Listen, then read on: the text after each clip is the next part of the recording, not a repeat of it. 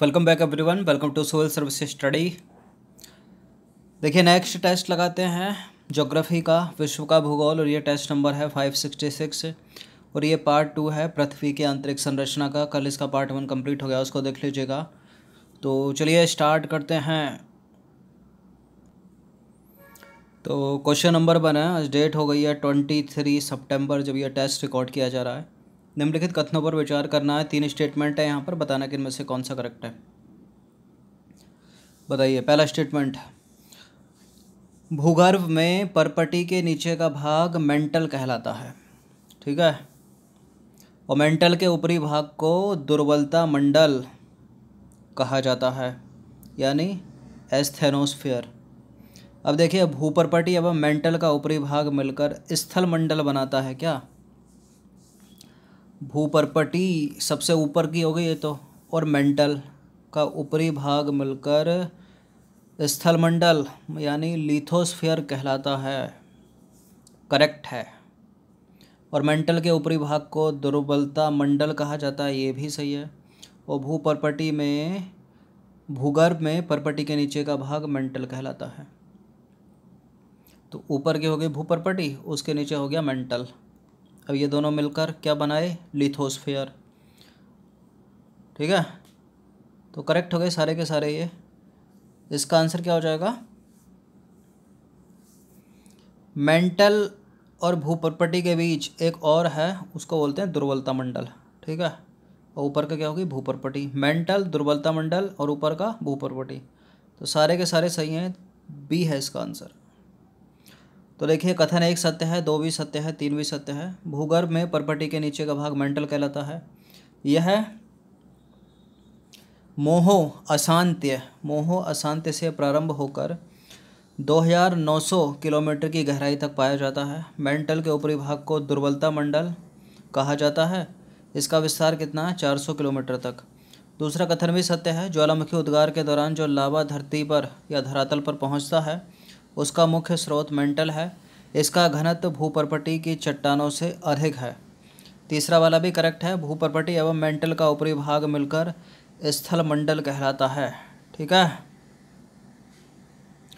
Question number 2 पर आ जाइए। नीचे दिए गए कथनों पर विचार करना है। 2 स्टेटमेंट है यहाँ पर, और बताना है कि इनमें से कौन सा स्टेटमेंट करेक्ट होगा। पहला स्टेटमेंट है, पृथ्वी का बाह्य क्रोड तरल अवस्था में है तथा आंतरिक क्रोड जो है वह ठोस अवस्था में है। पृथ्वी का क्रोड निकेल एवं लोहे का बना है। क्रोड जिसको इंग्लिश में बोला जाता है कोर। बताइए। पृथ्वी का बाह्य क्रोड तरल अवस्था में है, करेक्ट है। और आंतरिक ठोस अवस्था में है। और पृथ्वी का क्रोड निकेल एवं लोहे का बना है। दोनों के दोनों सही हैं, सी है इसका आंसर। तो देखिए, भूकंपीय तरंगें जो होती हैं, भूकंपीय तरंगों के वेग ने पृथ्वी के कोड को समझने में सहायता की है। पृथ्वी का बाह्य क्रोड यानी आउटर कोर जो है वो तरल अवस्था में है। मेंटल व क्रोड की सीमा पर चट्टानों का घनत्व लगभग 5 ग्राम प्रति घन सेंटीमीटर और केंद्र में 63,000 किलोमीटर की गहराई तक घनत्व कितना है, लगभग 13 ग्राम प्रति घन सेंटीमीटर तक हो जाता है। इससे यह पता चलता है कि क्रोड भारी पदार्थों मुख्यतः निकेल और लोहे का बना है। ठीक है। इसे निफे परत के नाम से जाना जाता है। इसका नाम क्या दिया जाता है, निफे। सियाल सीमा निफे सुना होगा आपने। अब है इंपॉर्टेंट प्रश्न। निम्नलिखित पर विचार करना है। क्या क्या है ये, ज्वालामुखी राख, धूल कण, नाइट्रोजन के यौगिक, सल्फर के यौगिक, क्लोरीन, हाइड्रोजन, ऑर्गन। उपर्युक्त में से कौन से पदार्थ ज्वालामुखी उद्गार के समय लावा के साथ निकलते हैं।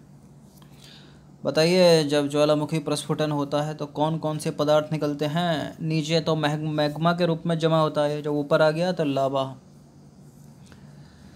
हजारों डिग्री सेल्सियस तापमान होता है इसका। यूट्यूब पर बहुत सारी वीडियो पड़ी हैं, आप देख सकते हो। चीज़ों को उसमें डाल डाल कर भी दिखा गया कि किस तरह से, कि अगर लावा किसी नॉर्मल वस्तु के ऊपर पड़ेगा तो कैसा इम्पैक्ट होगा, मोबाइल फ़ोन के ऊपर डाल के या दूसरी स्पीकर के ऊपर डाल के, बहुत सारी वीडियो हैं। किसी फ्रूट के ऊपर डाल के क्या प्रभाव करेगा लावा। तो ज्वालामुखी राख बिल्कुल निकलती है, ज्वालामुखी उद्गार से ज्वालामुखी राख निकलेगी। धूल के कण भी निकलते हैं, नाइट्रोजन के यौगिक में निकलते हैं, सल्फर के यौगिक में निकलते हैं। और कुछ मात्रा में क्लोरीन भी निकलती है, हाइड्रोजन भी निकलती है, ऑर्गन भी निकलती है। क्या नहीं निकलता इससे? तो सारे के सारे इसका आंसर हो जाएगा ऑप्शन नंबर डी। तो देखिए, ज्वालामुखी वह स्थान होता है जहाँ से निकलकर गैसें, राख और तरल चट्टानी पदार्थ लावा के रूप में पृथ्वी के धरातल पर पहुँचते हैं। यदि ये पदार्थ कुछ समय पहले ही बाहर आया हो या अभी निकल रहा हो तो वह ज्वालामुखी जो है एक्टिव वोल्केनो मतलब सक्रिय ज्वालामुखी कहलाता है। तरल चट्टानी पदार्थ जब मेंटल के ऊपरी भाग में रहता है तो मैग्मा कहलाता है, और जब यह भूपटल पर या धरती पर ऊपरी जो उसकी परपटी है वहाँ तक पहुँच जाता है, धरातल तक पहुँच जाता है, तब ये लावा कहलाता है।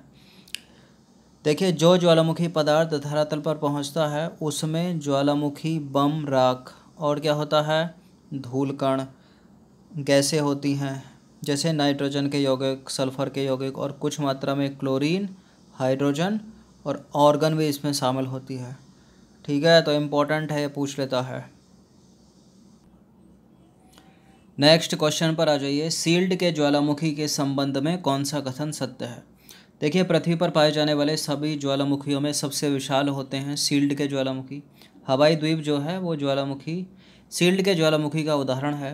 सील्ड ज्वालामुखी मुख्यतः बेसाल्ट से निर्मित होते हैं और कम विस्फोट होना इन ज्वालामुखियों की विशेषता है। कम विस्फोट होते हैं या फटते ही रहते हैं, ये सक्रिय हैं? देखिए, कमी विस्फोट होते हैं, करेक्ट है। दूसरा, तीसरा सारे के सारे करेक्ट हैं। डी है इसका आंसर, 1 2 3 4। तो उपरोक्त सारे के सारे कथन जो हैं वो सत्य हैं। बेसाल्ट प्रवाह को छोड़कर पृथ्वी पर पाए जाने वाले सभी ज्वालामुखियों में सील्ड के ज्वालामुखी सबसे विशाल हैं। हवाई द्वीप जो है वो सील्ड ज्वालामुखियों का सबसे अच्छा उदाहरण है। सील्ड ज्वालामुखी मुख्यतः बेसाल्ट से निर्मित होते हैं जो तरल लावा के ठंडे होने से बनते हैं। यह लावा उद्गार के समय बहुत तरल होता है। कम विस्फोट होना इन ज्वालामुखियों की विशेषता है, किंतु यदि किसी तरह निकास नालिका से पानी भीतर चला जाए तो यह ज्वालामुखी विस्फोट भी हो जाता है। क्वेश्चन नंबर 5 पर आ जाइए। ज्वालामुखी कुंड जिसको बोलते हैं काल्डेरा, और यह देवनागरी में काल्डेरा ही लिखकर पूछा जा सकता है। देखिए, ये पृथ्वी पर पाए जाने वाले सबसे अधिक विस्फोटक ज्वालामुखी हैं। ज्वालामुखियों में विस्फोट के दौरान विध्वंसक गर्त का निर्माण होता है। इन ज्वालामुखियों को लावा प्रदान करने वाले मैग्मा के भंडार विशाल तथा इनके पास ही स्थित होते हैं। बताइए। बिल्कुल, ये तीनों के तीनों स्टेटमेंट करेक्ट हैं। इसका आंसर हो जाएगा ऑप्शन नंबर डी, 1 2 3। तो देखिए, ये पृथ्वी पर पाए जाने वाले सबसे अधिक विस्फोटक ज्वालामुखी हैं। आमतौर पर ये इतने विस्फोटक होते हैं कि जब इनमें विस्फोट होता है तब वे ऊंचा ढांचा बनाने के बजाय स्वयं नीचे धंस जाते हैं, और धंसे हुए विध्वंसक गर्त ही ज्वालामुखी कुंड कहलाते हैं, मतलब लावा गिरने से जो खड्डे बनते हैं।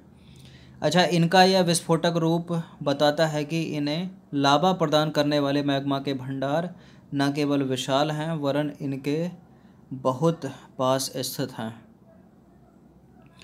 क्वेश्चन नंबर 6 पर आ जाइए। दक्कन ट्रैप सेल समूह किस प्रकार के ज्वालामुखी उद्गार का परिणाम है?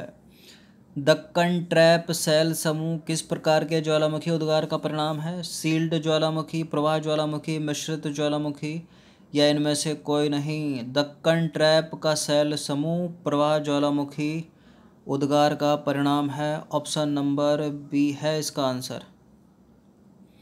तो देखिए, बेसाल्ट प्रवाह ज्वालामुखी अत्यधिक तरल लावा उगलते हैं और जो बहुत दूर तक वह निकलता है। संसार के कुछ भाग हजारों वर्ग किलोमीटर घने लावा प्रवाह से ढके हैं। भारत का दक्कन ट्रैप, जिस पर वर्तमान महाराष्ट्र पठार का ज़्यादातर भाग पाया जाता है, बृहद बेसाल्ट लावा प्रवाह क्षेत्र है।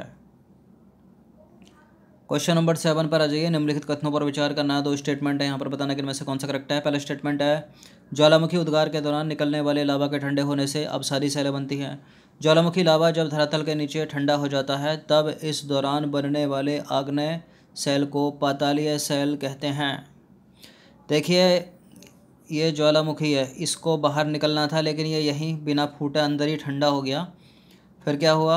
आग्नेय सेल को पातालीय सेल कहते हैं। तो इससे क्या हुआ, जो सेल बनी वो आग्नेय सेल हैं, उनको क्या बोलेंगे? पातालीय सेल। पाताल, आकाश का विलोम क्या होता है? पाताल होता है ना, तो इसको पातालीय सेल बोलते हैं। यही सेल बन गई, करेक्ट है। अब पहला वाला गलत है। ज्वालामुखी उद्गार के दौरान निकलने वाला लावा के ठंडे होने से अपसारी सेलें तो बनेंगी नहीं, इतना ज़्यादा हज़ारों में टेम्परेचर होता है इसका लावे का, अंदर होता है बाहर होता है, जब भी बाहर तो आकर थोड़ा ठंडा हो जाता है, अंदर तो बहुत ज़्यादा होता है ना, तो अवसाद कहाँ से बच पाएगा इसमें? अवसाद यानी कोयला हो गया, कच्चा तेल हो गया, ये कहाँ बच पाएगा इसमें? ये तो आग्नेय होगा ना, तो गलत है पहला स्टेटमेंट, दूसरा वाला करेक्ट है। तो देखिए ज्वालामुखी उद्गार से जो लावा निकलता है उसके ठंडा होने से आग्नेय सेल बनती हैं, अवसादी नहीं। लावा का यह जमाव या तो धरातल पर पहुंचकर होता है या धरातल तक पहुंचने से पहले ही भूतल के नीचे सेलों के रूप में ही जम जाता है वो। अच्छा देखिए, लावा के ठंडा होने के स्थान के आधार पर आग्नेय सेलों का वर्गीकरण कितने भागों में? 2 पार्ट में किया गया है, ज्वालामुखी सेलें और पातालीय सेलें। देखिए जब लावा धरातल पर पहुंचकर ठंडा होएगा तो उसको क्या बोलेंगे? ज्वालामुखी सेल। जब अंदर ही ठंडा हो जाएगा, जब लावा धरातल के नीचे ही ठंडा हो जाएगा और जम जाएगा तो उसको पातालीय सेल बोलते हैं। तो आग्नेय सेल 2 प्रकार की, एक ज्वालामुखी सेल जो ऊपर जाकर ठंडी हो गई और एक पातालीय सेल जो नीचे ही ठंडी हो रही है। ठीक है, क्वेश्चन नंबर 8 पर आ जाइए। लेकोलिथ, फैकोलिथ, बैथोलिथ के निर्माण का संबंध किससे? ये प्रश्न इंपॉर्टेंट है, देखा होगा आपने प्रीवियस ईयर के प्रश्नों में। लेकोलिथ, फैकोलिथ और बैथोलिथ के निर्माण का संबंध किससे?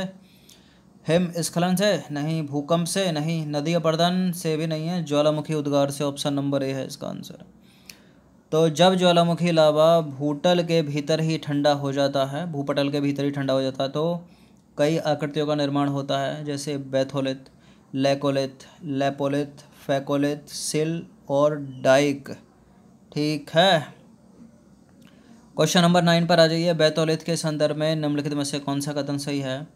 बैथोलिथ ग्रेनाइट के बने पिंड हैं, बैथोलिथ मैग्मा भंडारों के जमे हुए भाग हैं। ये दोनों के दोनों सही हैं, उपरोक्त में से कोई नहीं।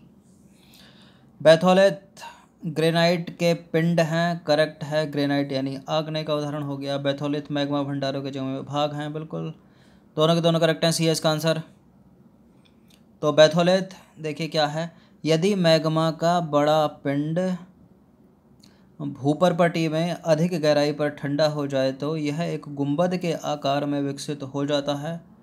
अनाच्छादन प्रक्रियाओं के द्वारा ऊपरी पदार्थ के हट जाने पर ही ये धरातल पर प्रकट होते हैं। ये ग्रेनाइट के बने पिंड हैं, इन्हें बैथोलिथ कहा जाता है, जो मैग्मा भंडारों के जमे हुए भाग हैं। ठीक है,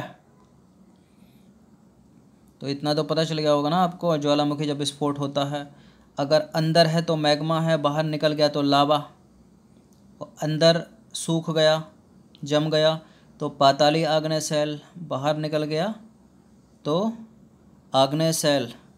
ठीक है, भूपरपटिक आग्नेय सेल। ठीक है, मतलब हैं दोनों आग्नेय, ज्वालामुखी उद्गार से अवसादी नहीं बनेंगी।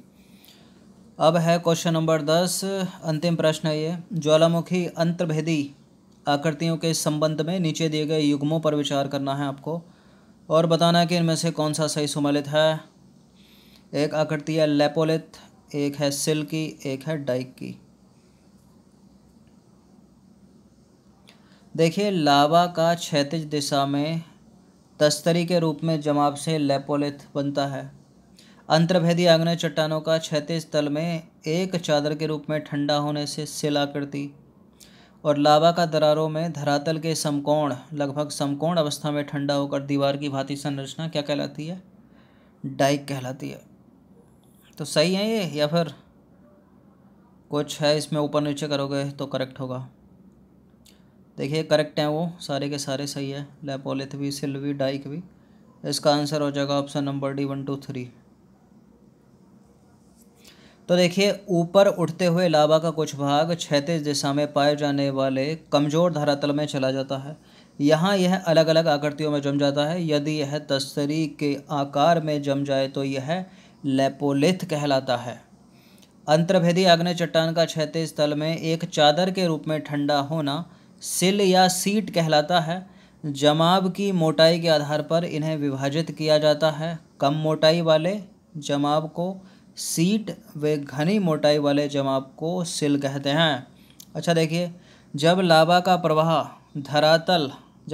प्रवाह दरारों में धरातल के लगभग समकोण होता है और अगर यह इसी अवस्था में ठंडा हो जाए तो एक दीवार की भांति संरचना बनती है। यह संरचना डाइक कहलाती है। पश्चिमी महाराष्ट्र क्षेत्र के अंतर्भेदी आग्नेय चट्टान में यह आकृति बहुतायत पाई जाती है। कर्नाटक के पठार में ग्रेनाइट चट्टानों से बनी ऐसी ही गुंबदनुमा पहाड़ियाँ हैं।